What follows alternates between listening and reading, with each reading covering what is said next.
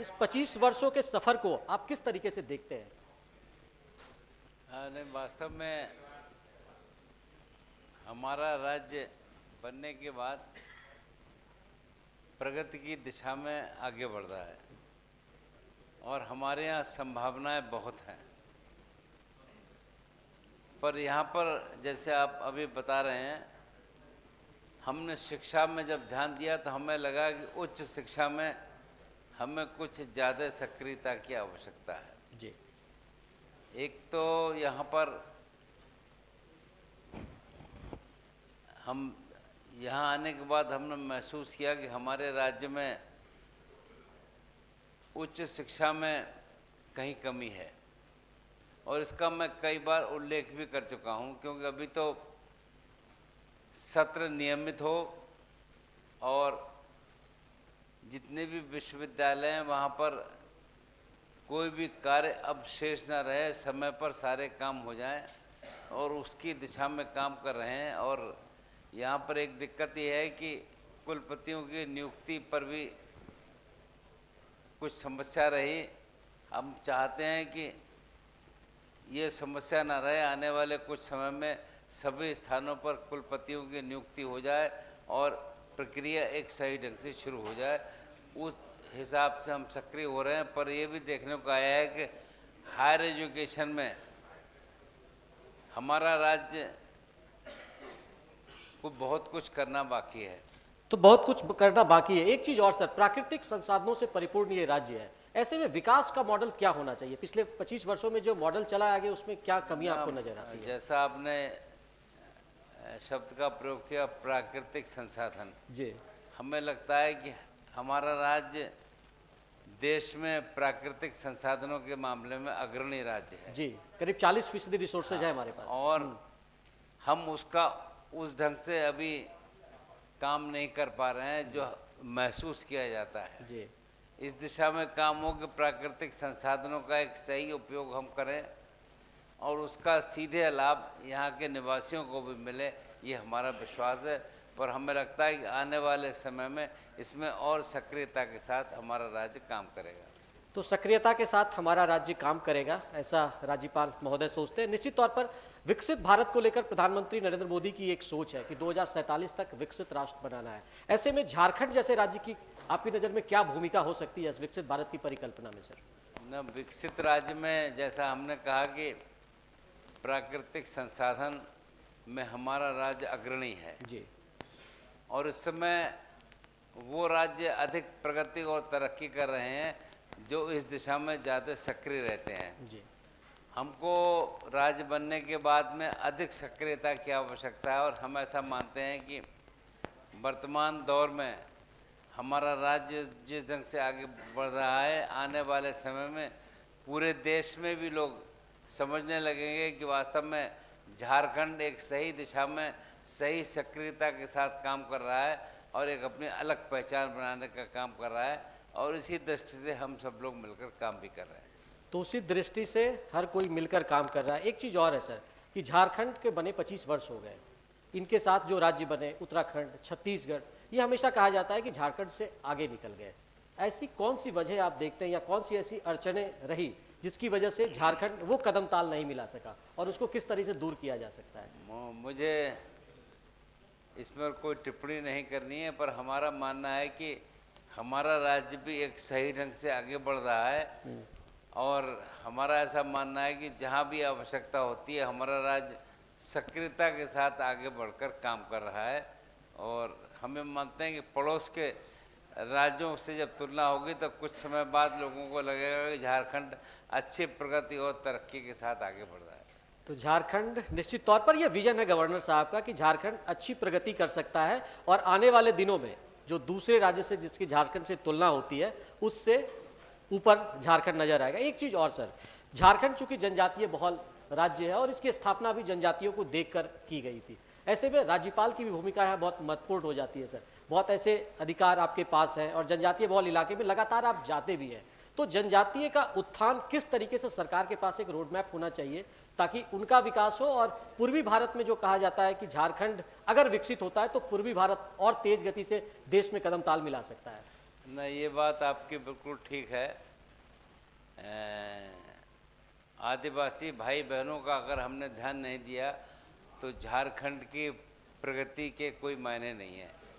ये वास्तव में झारखंड को अगर आगे बढ़ाना है तो आदिवासी भाई बहनों में सक्रियता लानी होगी और उनको उसके हिसाब से जोड़ना होगा। और अभी यहाँ पर आने के बाद जैसे हमने कहा कि एजुकेशन में जब हम देखते हैं तो हम कोशिश में रहते हैं कि हायर एजुकेशन में हमारे भाई बहन आदिवासी भाई बहन कितने हैं संख्या में। तो कभी कभी तलाश करने में हमें लगता है कि इस काम में और सक्रियता की आवश्यकता है और हम ऐसा समझ रहे हैं कि आने वाले समय में इसमें हम लोग प्रगति भी करेंगे और हमारा राज्य एक अच्छे ढंग से आगे बढ़ने का काम करेगा। सर, लगातार जब शिक्षा की बात होती है कहा जाता है कि बहुत सारे ऐसे पैरामीटर्स हैं जिसमें झारखंड पिछड़ा हुआ है। तो जब शिक्षा की बात होती है तो निश्चित तौर पर राजभवन की ओर लोगों की निगाहें जाती है। उच्च शिक्षा की बात होती है तो सारी निगाहें राजभवन पर टिक जाती है। जैसा कि आप शुरू में जिक्र भी कर रहे थे कि किस तरीके से आप जो सेशन है उसको रेगुलर करने का प्रयास कर रहे हैं, लेकिन अभी बहुत कुछ किया जाना है। किस तरीके से राजभवन इस दिशा में पहल कर रहा है? नहीं, ये बात आपकी सही है। इसमें अभी कुछ काम बाकी हैं। दिक्कत यह है कि कुछ पुराने समय में जो निर्णय हुए थे अब लगता है कि उसमें सुधार की आवश्यकता है जी।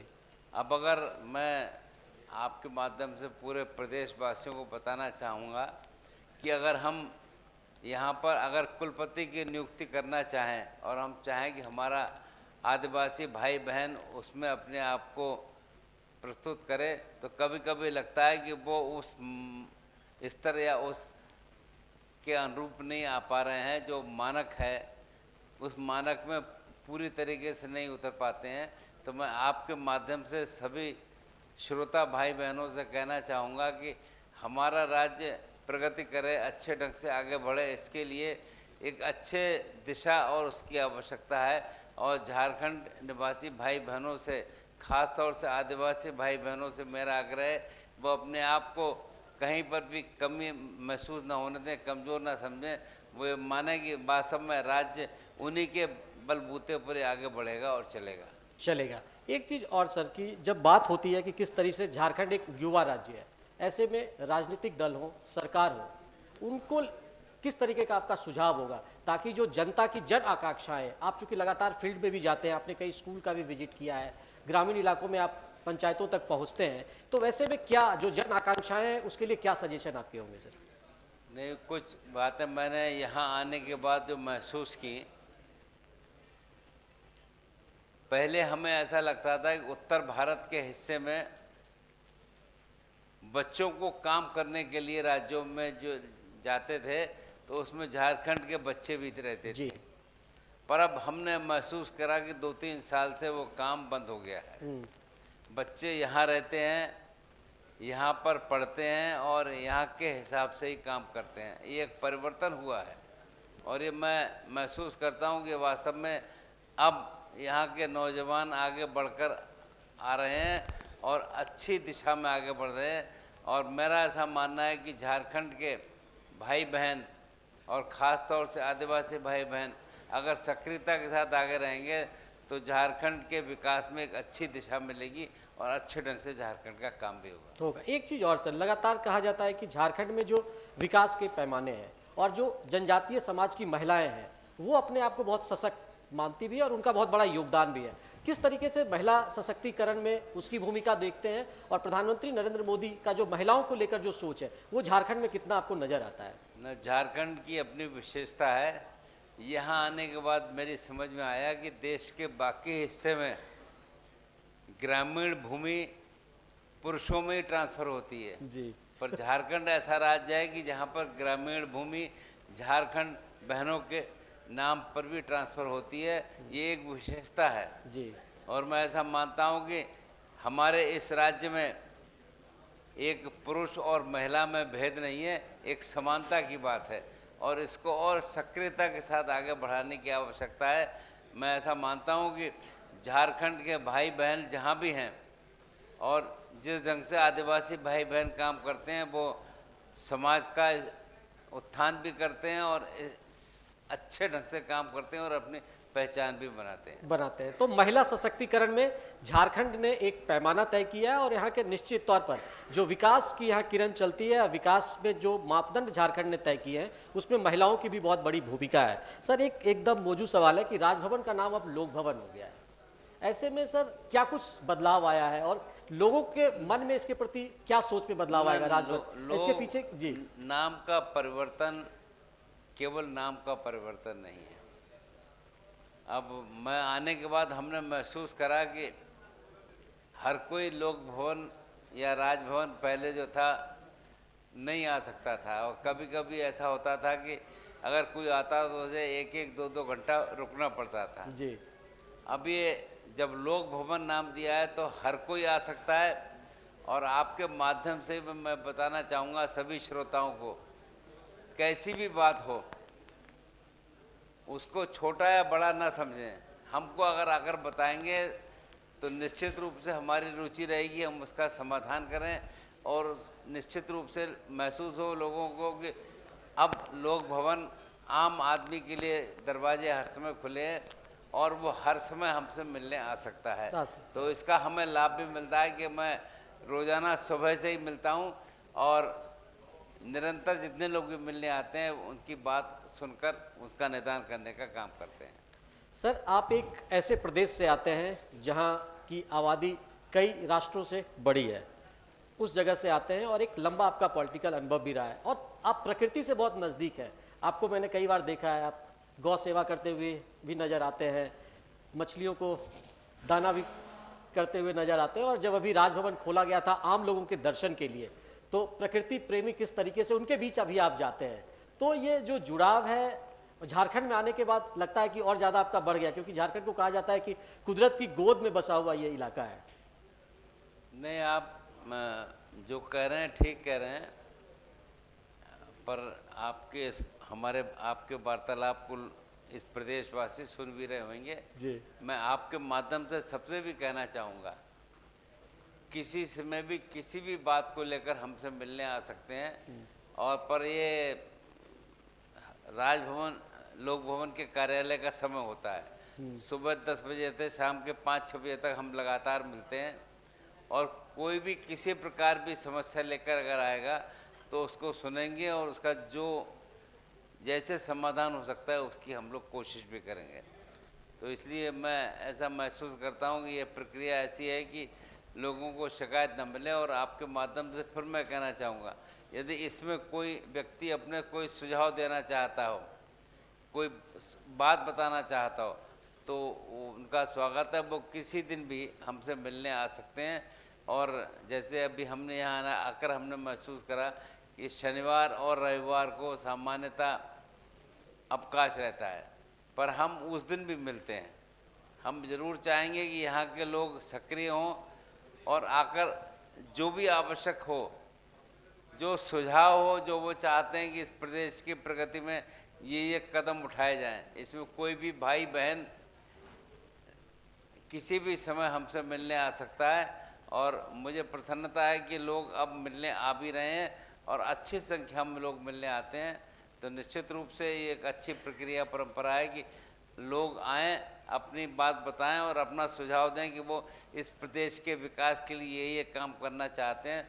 उसका एक राज्य को भी लाभ मिलेगा और लोगों की समस्या का भी समाधान होगा। तो राजभवन अब लोक भवन बन रहा है, ये तो पूरे देश में हो गया, और ये राज्यपाल महोदय ने साफ तौर पर कहा कि किस तरीके से जो झारखंड का राजभवन है, जो अब लोक भवन हो गया है, वो किस तरीके से आम लोगों के लिए खोल दिया गया है। वो कभी भी आ सकते हैं और राज्यपाल महोदय के सामने अपनी बातों को रख सकते हैं। सर एक लास्ट और आखिरी सवाल आपसे ये है कि किस तरीके से जो झारखंड को लेकर आपका विजन है 2047 तक जो विकसित भारत की परिकल्पना है, उसमें आप झारखंड को कहाँ देखते हैं?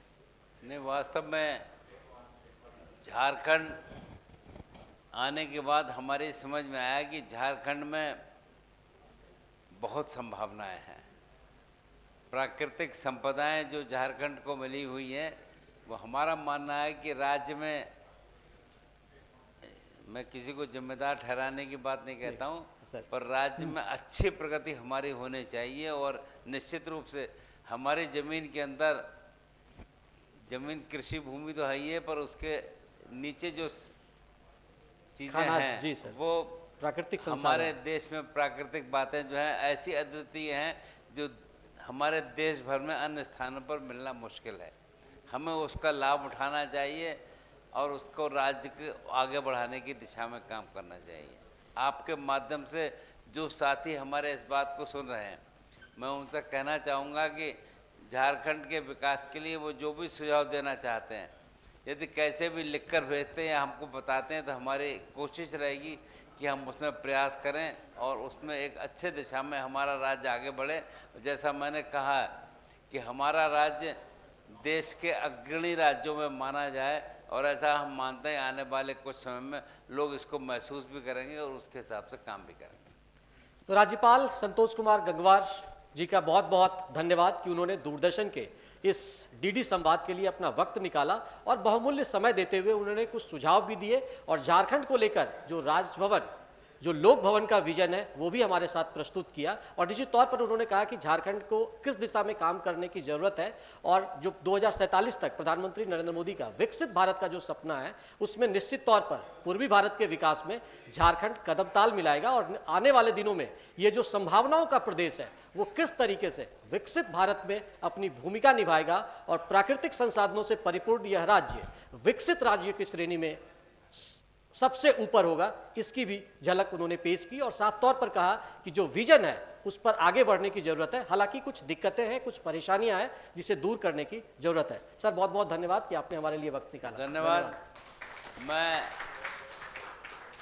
सबसे पहले तो दूरदर्शन को धन्यवाद दूंगा कि उन्होंने हमको आपके बीच में आकर कुछ बोलने का अवसर दिया। पर मैं इतना अवश्य कहना चाहूँगा कि इस वार्तालाप को जो प्रदेशवासी सुन रहे हैं, मेरा उन सभी से आग्रह है कि अपने सुझाव या ऐसी कोई बात इस राज्य की प्रगति के लिए अगर वो देना चाहते हैं तो निसंकोच हमें लिखकर भी दे सकते हैं और हमसे आकर मिलकर भी बता सकते हैं।